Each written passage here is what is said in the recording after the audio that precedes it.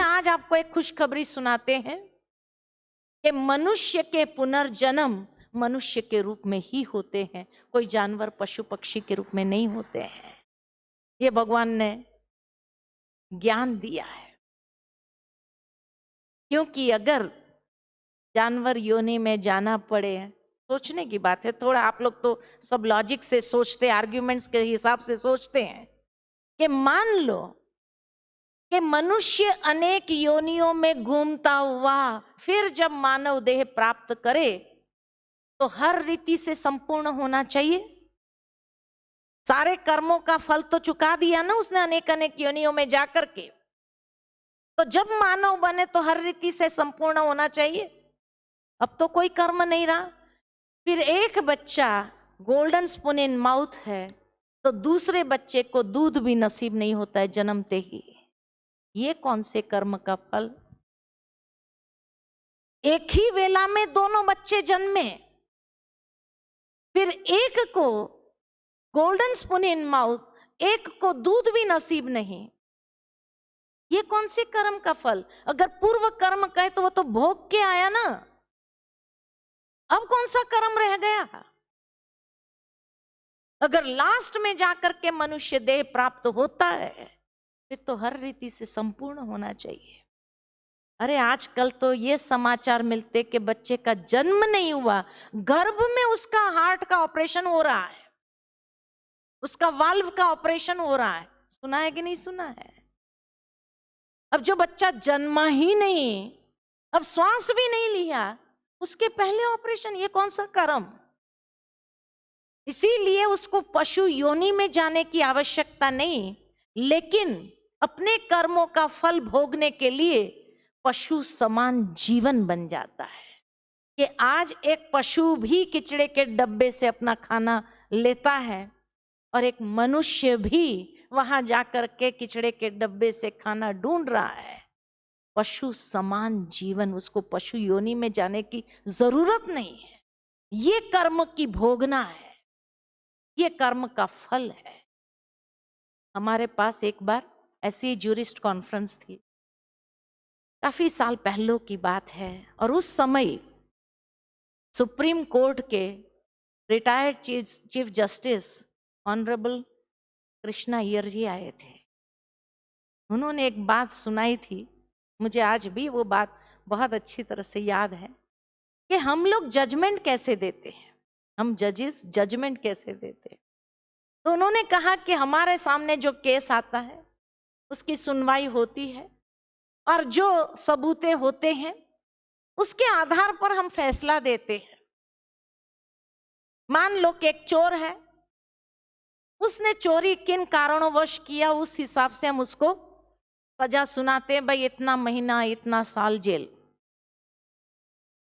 या एक खूनी आता है, अब उसने खून किस कंडीशन में किया, उसकी सारी सुनवाई के बाद हम फैसला देते हैं कि भाई उसको या आजीवन कारावास या उसको इतना साल जेल या उसको फांसी की सजा दे दिया। अब वो चोर को वहीं भेजा जाता है जहां और चोर होते हैं, खूनी को वहीं भेजा जाता है जहां और खूनी होते हैं। अब लाइक माइंडेड जब मिलते हैं, चोर जब दूसरे चोरों से मिलता है तो उनकी बातचीत क्या होगी? भाई तू कैसे पकड़ा गया, क्या हो गया, क्या चोरी करने, एक दूसरे के सहानुभूति वाले बन जाते हैं, एक दूसरे का दिल रखते हैं, आश्वासन देते कोई बात नहीं, अरे हम भी तेरे जैसे ही है, और अंदर में दोस्ती हो जाती है, एक गैंग बन जाती है, और बाहर निकलने के बाद एक दूसरे का इंतजार करते और एक दूसरे से ऐसी टेक्निक सीखते हैं कि दोबारा कभी पकड़े नहीं जाएंगे। ये जजमेंट है। और क्या भगवान का भी यही जजमेंट देने का तरीका है? मनुष्य का ये जजमेंट देने का तरीका है। एक खूनी जहां जाता है, जहां और खूनी है, वो एक दूसरे से पूछना शुरू करते, भाई तेरा क्या हुआ था, किसका खून करने गया, क्या हुआ। वहां सच्चाई भी बता देंगे, क्या हुआ था, क्यों, कैसे हुआ था, ये सब। और सारा सुनाने के बाद वो कहते हैं चल हम कुछ तरकीब करते हैं तेरे लिए। इसीलिए क्राइम कभी कम नहीं हो रहा है, क्योंकि जजमेंट ही सही नहीं है। ये कृष्णा अय्यर जी के शब्द थे कि आज हमें उन्हें ऐसे सेल में भेजना चाहिए जहां उनका पुनः एक ऐसा रियलाइजेशन उन्हें प्राप्त हो, और उस रियलाइजेशन के द्वारा उन्हें पश्चाताप हो अपने कर्मों पर, अंदर से संकल्प धारण करे कि दोबारा हम ऐसे कर्म नहीं करेंगे, दोबारा हम ऐसे कर्म नहीं। तब उनका रिफॉर्मेशन होता है। खाली जजमेंट देकर उसको भेज देता है जेल में, उससे कोई रिफॉर्मेशन नहीं हो रहा है। और जब रिफॉर्मेशन ही नहीं हो रहा है तो एक स्पिरिचुअल जूरिस्प्रूडेंस क्या कहता है। तो इसीलिए आवश्यकता है अब ऐसे ज्ञान की। इसका प्रयोग हमने किया। मैं तो एक ही बार गई थी साबरमती जेल में, अहमदाबाद में। हमारी बहनें लगातार वहां जाती रही और हमारे वैल्यू एजुकेशन कोर्स वहां शुरू किया उन्होंने। काफी कैदी इंटरेस्टेड, क्योंकि कई पढ़े लिखे होते हैं। पढ़े लिखे होने के कारण उन्होंने भी उस वैल्यू एजुकेशन कोर्स में एग्जाम देना शुरू किया। और जब एग्जाम देने लगे, उन्हें डिग्रियां मिली। वहीं जेल में उनके लिए कार्यक्रम हुआ और उनको डिग्रियां वहां दी गई। मुझे भी बुलाया था। उसके बाद मुझे कहा कि आप गीता पर बोलो कुछ। मैंने तो एक ही लेक्चर लिया, लेकिन उन्हें इतना पसंद आया और उन्होंने कहा नहीं, हम 18 अध्याय सुनना चाहते हैं आपसे। अब मेरे पास उतना टाइम नहीं था 18 अध्याय सुनाने के लिए। मैंने कहा मैं ना उस तैयारी से आई हूं और न मैं कर सकती हूं। तब हमारी बहनों ने कहा कोई बात नहीं, इनकी इच्छा है ना हम पूरी करेंगे। उन्होंने सीडी ले जा करके 18 अध्याय की पूरी सीडी उन कैदियों को सुनाई। उन लोगों में से इतने लोग रिफॉर्म हो गए हैं साबरमती जेल में, इतने लोगों का परिवर्तन हुआ है।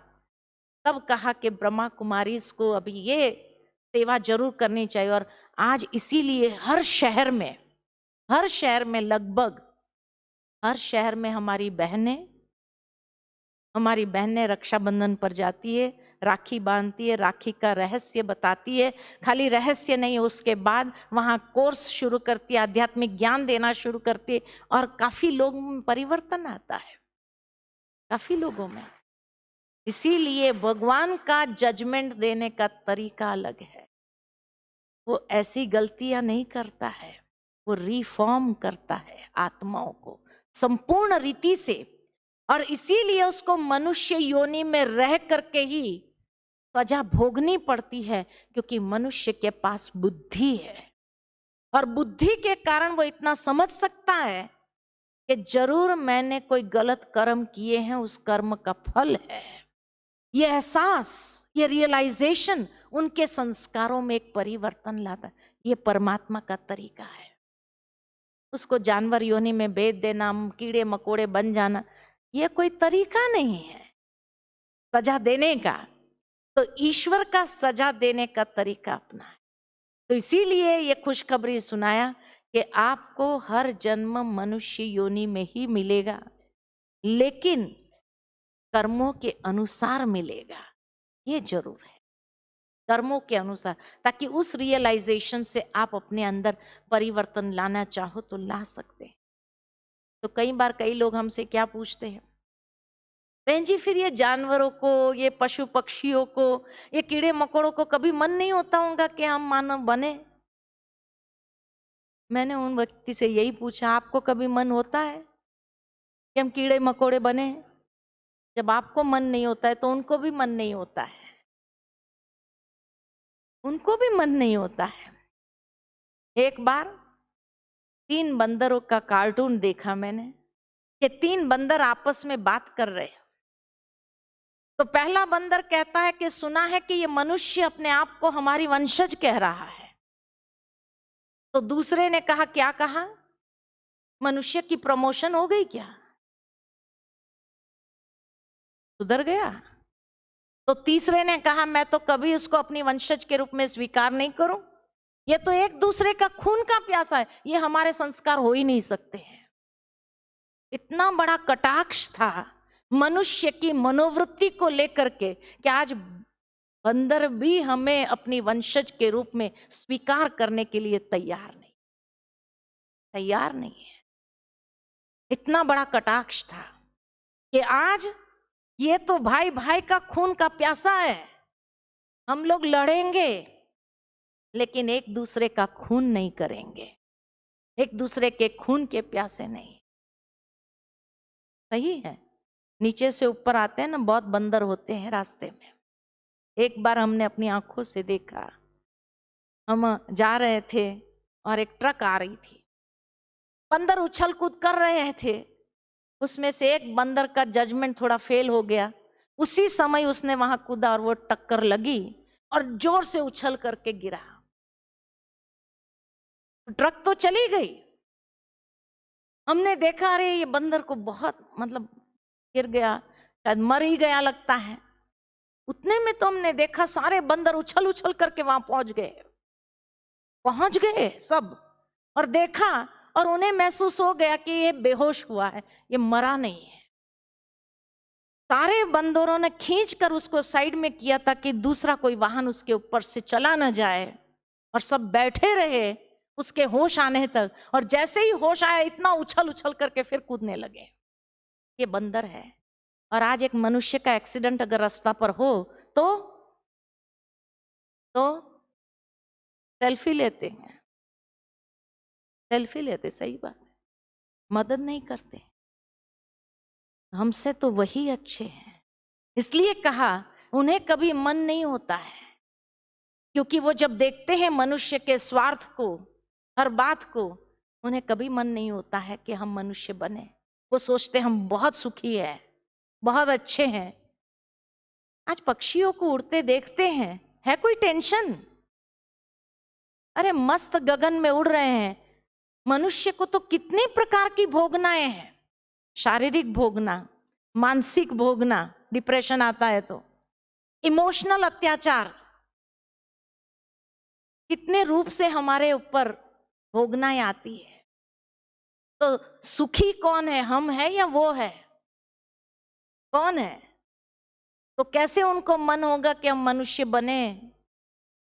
नहीं सोचते हैं, वो सोचते हम बहुत अच्छे हैं, बहुत अच्छे हैं। तो इसीलिए कहा कि मनुष्य पुरुष और प्रकृति के संयोग से हुए कर्म की गुह्य गति को समझ वो जन्म लेता है, और वो कर्म बंधन से तब मुक्त हो सकता है कि जब अपने अधिकार को वापस एस्टैब्लिश करता है, अपनी कर्मेंद्रिय के ऊपर अधिकार प्राप्त कर, तब वो बंधन मुक्त बनता है। फिर आत्म अनुभूति, आत्म साक्षात्कार, ये कुछ लोग ध्यान द्वारा, कुछ लोग ज्ञान द्वारा, कुछ कर्म योग द्वारा समर्पण के साथ नियत कर्म में प्रवृत्त होते हैं। और जो उसकी विधि नहीं जानते, वे लोग तत्वस्थित महापुरुषों द्वारा ज्ञान सुन करके उसका आचरण करते। ये अलग अलग, ये 4 तरीका आत्म अनुभूति, आत्म साक्षात्कार के लिए भी बताए। जो पुरुष साक्षी भाव में स्थित होकर के कर्म करता है और समदृष्टि रख कर व्यवहार करता है, ईश्वर को सर्वज्ञ जानता है, वह अपना शत्रु कभी नहीं बनता है। ऐसा गलत कर्म करके अपना शत्रु नहीं बनता है, और वो श्रेष्ठ गति को ही प्राप्त कर लेता। कितना सुंदर प्रकृति, पुरुष, क्षेत्र, क्षेत्रज्ञ, विभाग, योग, ये आज आप